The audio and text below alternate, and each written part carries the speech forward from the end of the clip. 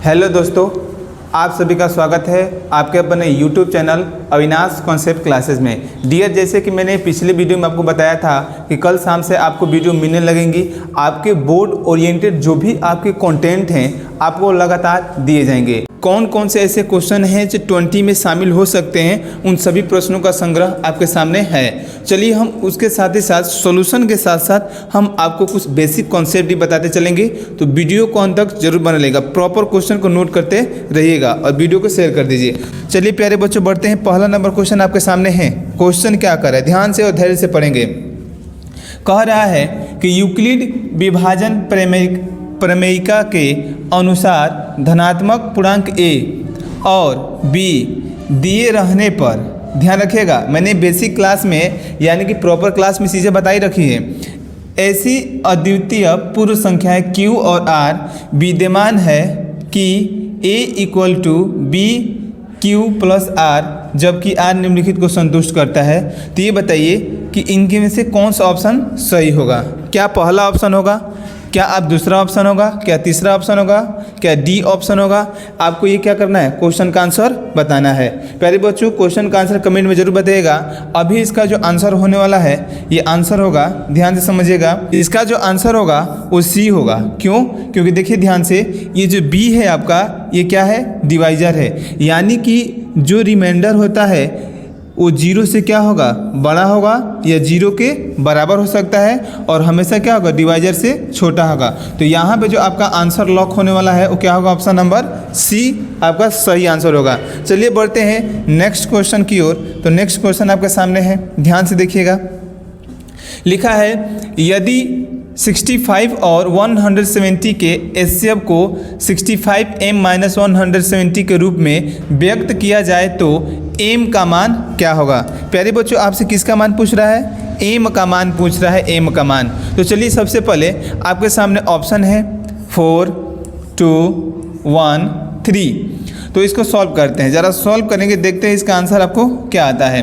कह रहा है कि 65 और 117 का हमको क्या बताना है, HCF। तो ये बताइए, आपको पता है यहाँ से हो जाएगा 5 × 13, ठीक है ना, और 3 × 3 × 13, ठीक है ना, यहाँ से। तो आप देख सकते हैं कि इसका जो फैक्टर है 5 × 13 हो गया, और 117 का जो फैक्टर है 3 × 3 × 13 हो गया।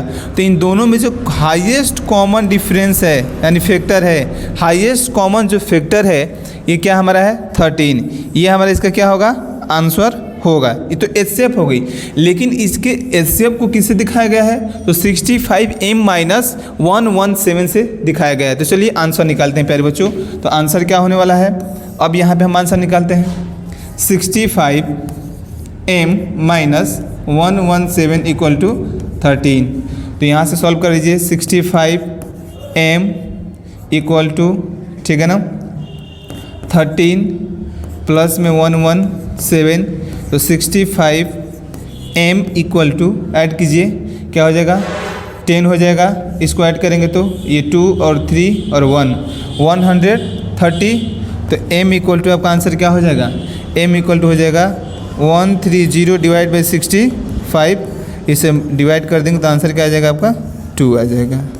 क्लियर है, यानी कि ऑप्शन जो है आपका तो क्या लॉक होने वाला है, 2, यानी करेक्ट जो आंसर है आपका क्या हो जाएगा, 2 हो जाएगा। तो इस क्वेश्चन का आपको भाव को समझना पड़ेगा, क्वेश्चन कह क्या रहा है, ठीक है, तब जाकर आप क्वेश्चन क्या कर सकते हैं, सॉल्व कर सकते हैं। देखिए दूसरा क्वेश्चन बहुत इंपॉर्टेंट है, इसको इंपॉर्टेंट मार्क कर लीजिएगा। आगे बढ़ते हैं, नेक्स्ट क्वेश्चन आपके सामने है प्यारे बच्चों, ध्यान देंगे। लिखा है किसी धनात्मक पूर्णांक p के लिए प्रत्येक धनात्मक विषम पूर्णांक का रूप होता है। अच्छा, प्रत्येक कह रहा है कि विषम पूर्णांक का रूप क्या होता है, यानी कह रहा है कि p बराबर क्या होना चाहिए, किसी धनात्मक पूर्णांक p। अच्छा, धनात्मक पूर्णांक होता क्या भैया, क्या होता है, तो 1 हो जाएगा, 2 हो जाएगा, 3 हो जाएगा, 4 हो जाएगा, डॉट डॉट डॉट बहुत सारी संख्या हो जाएंगी, ऐसे नंबर आ जाएंगे। प्रत्येक धनात्मक विषम संख्या का रूप क्या हो सकता है, तो कह रहा है कि विषम संख्या का रूप बताना है। ये बताइए, अगर हम p रखेंगे तो केवल प्रत्येक विषम संख्या बताना है, तो p1 भी हो सकता है, p2 भी हो सकता है। तो 1 हमारा विषम और p = 2, ये हो गया सम, यानी कि p नहीं हो सकता है क्योंकि विषम हमें बताना है। यहाँ जाइए, अगर हम इसको रखेंगे तो यहाँ देखिए p+1, तो ध्यान देंगे p की वैल्यू 1 रखो तो 1 + 1 = 2, p की वैल्यू 2 रखिए तो 2 + 1 = 3। तो कभी सम तो कभी विषम आ रहा है। अब क्वेश्चन कर रहे क्या होना चाहिए, विषम। चलिए इस पे आ जाते हैं। अब ये कह रहा है 2p, तो 2 × 1 = 2, 2 × 2 = 4, 2 × 3 = 6। तो आप देख पा रहे हैं केवल क्या है, ये सम नंबर आ रहे हैं, यानी कि इवन संख्या ही आ रही है इसे। न तो ये आपका आंसर होगा, नहीं ये आंसर होगा। जो आंसर होगा आपका क्या होगा, आंसर नंबर डी आपका सही जवाब होगा, 2p + 1। अब कहेंगे सर ये कैसे, आप कैसे बता दिए। प्यारे बच्चों ध्यान से सुनिए, ये जो 2p + 1 है, आप p की वैल्यू क्या रखना है, विषम धनात्मक पूर्णांक रखना है। 1 2 3 4 5 6 ... अब देखिए 2 × 1 रखिए, आप प्लस में 1 कीजिए, 2 1 जा 2 + 1 3, 2 × 2 कीजिए +1 कीजिए, 2 2 जा 4 + 1 5, 2 × 3 + 1, 2 3 जा 6 + 1 7। तो आप देख पा रहे हैं कि हर स्थिति में 3 5 7 9 11 13 ये जो भी नंबर आएंगे वो सब के सब क्या हैं, ऑड नंबर है। कैसे नंबर है, ऑड नंबर, जो कि क्वेश्चन आपसे क्या कर रहा है, यही पूछ रहा है। तो आंसर क्या हो जाएगा आपका, ये सही हो जाएगा। आई होप आपको समझ में आया होगा, तो वीडियो को अंत तक जरूर देखते रहें। चलिए नेक्स्ट क्वेश्चन पे चलते हैं। प्यारे बच्चों नेक्स्ट क्वेश्चन आपके सामने है, यदि p और q दो धनात्मक पूर्णांक इस प्रकार हैं कि, देखिए p और q दो धनात्मक पूर्णांक हैं, तो p बराबर कह रहा है कि ab², क्लियर है, और q बराबर कह रहा है aq(b), जबकि a और b अभाज्य संख्या है, बहुत बढ़िया कंपोजिट नंबर है। तो अब एलसीएम क्या होगा, तो हमें पूछ रहा है कि एलसीएम ऑफ p, q, यानी pq का एलसीएम क्या होने वाला है ये बताना है। तो बहुत आसान है भैया, एलसीएम जो कॉमन होता है उसको एक बार, जो कॉमन नहीं होता है उसको लेंगे ही लेंगे। तो देख लीजिए क्या है, देखिए दोनों में कॉमन a है तो a तो एक बार आएगा, b नहीं। अब मैक्सिमम पावर ले लीजिए, मैक्सिमम पावर क्या होगा, aq, और इसका मैक्सिमम पावर क्या है, b²। तो जब आपका आंसर होगा aq और b²। देखिए आंसर मतलब कि ऑप्शन कौन सा है, ऑप्शन नंबर सी आपका यहाँ पे लॉक कर दीजिए। तो ये जो भी क्वेश्चन है ये बहुत ही इंपॉर्टेंट है, जो आपके एग्जाम में पूछे जा सकते हैं। ये 100% श्योरिटी है कि ऑप्शन में बनेंगे। आगे देखिए अगला है प्यारे बच्चों क्वेश्चन, यदि a बराबर 2 to the power 2 into 3 to the power 3 into 5 to the power 4 और b = 2 to the power 3 into 3 to the power 2 into 5, तब कह रहा है कि HCF हमें किसका बता दीजिए, a और b का HCF बता दीजिए।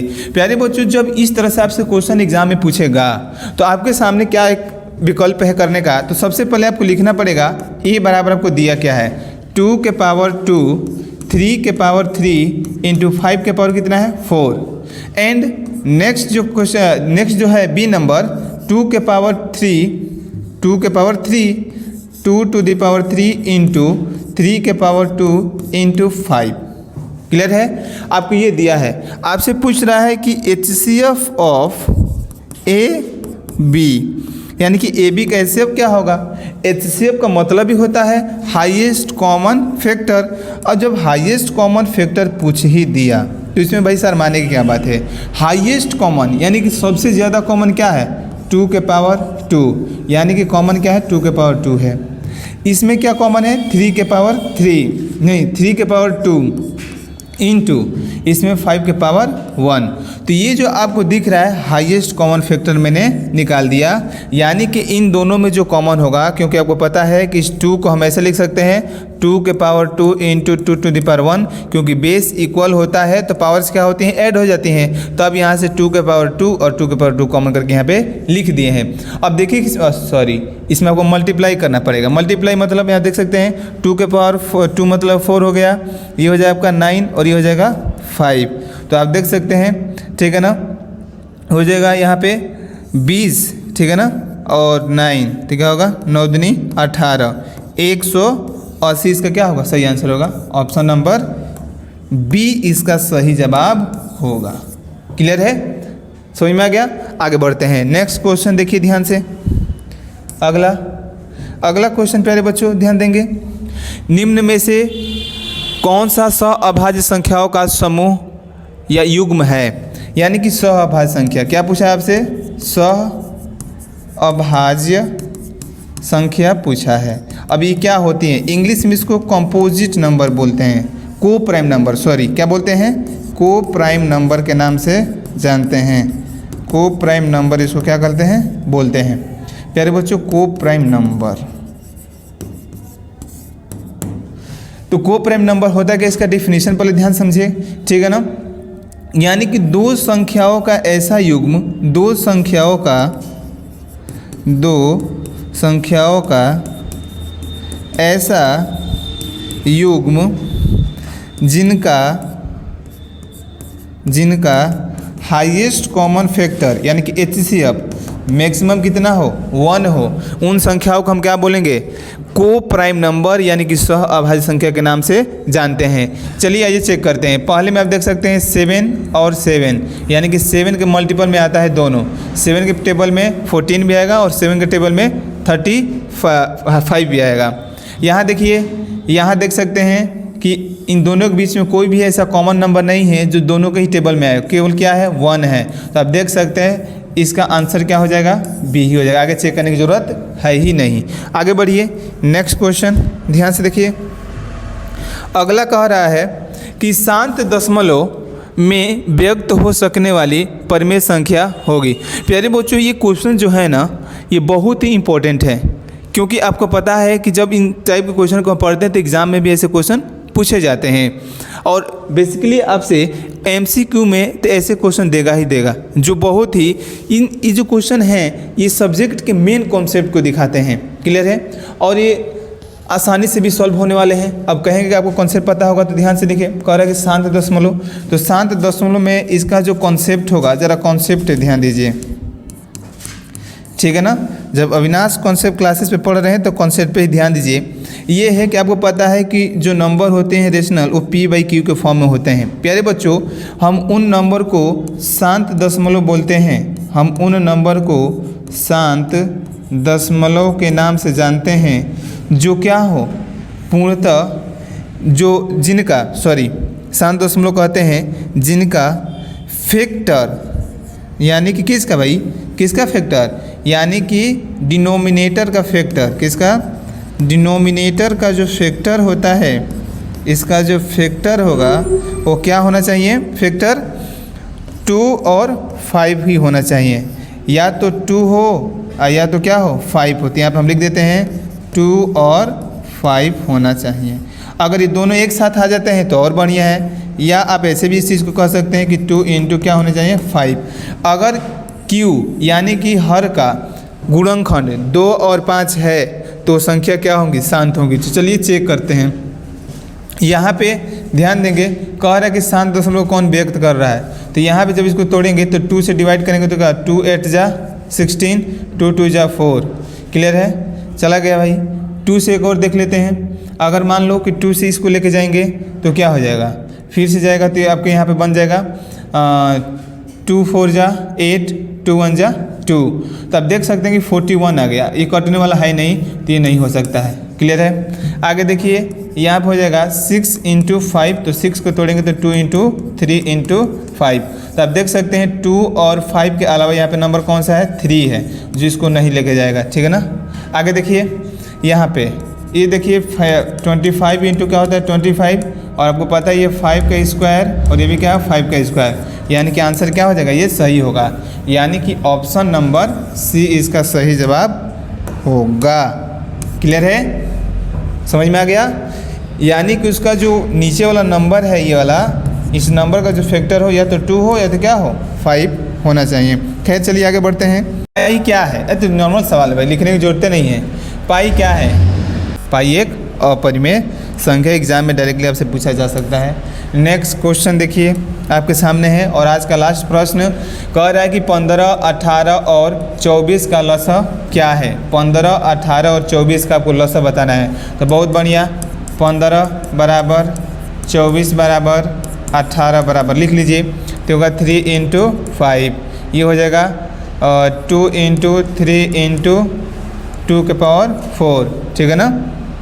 ये हो जाएगा आपका, यहाँ पे हो जाएगा 2 इंटू, ठीक है, और 3 के पावर 2। क्लियर है। तो इसमें देखिए क्योंकि आपको निकालना है एलसीएम, तो एलसीएम मैक्सिमम पावर, ठीक है ना। तो देखिए कॉमन क्या है, तो आप देख सकते हैं इन दोनों में कॉमन जो है 2 के पावर 4 होगा ही होगा, छोड़ दो, हटा दीजिए। इंटू 3 के पावर क्या होगा 2 होगा, ये 3 और 2 चला गया। क्लियर है। और यहाँ से क्या आ जाएगा 5 आ जाएगा। देख लो ये हो जाएगा 16 इंटू 9 इंटू 5, ठीक है ना। तो यहाँ जाएगा 16 × 5 = 80 गुणे 9, 9 × 8 = 72, 720। तो 720 मैंने लेकर आ गया।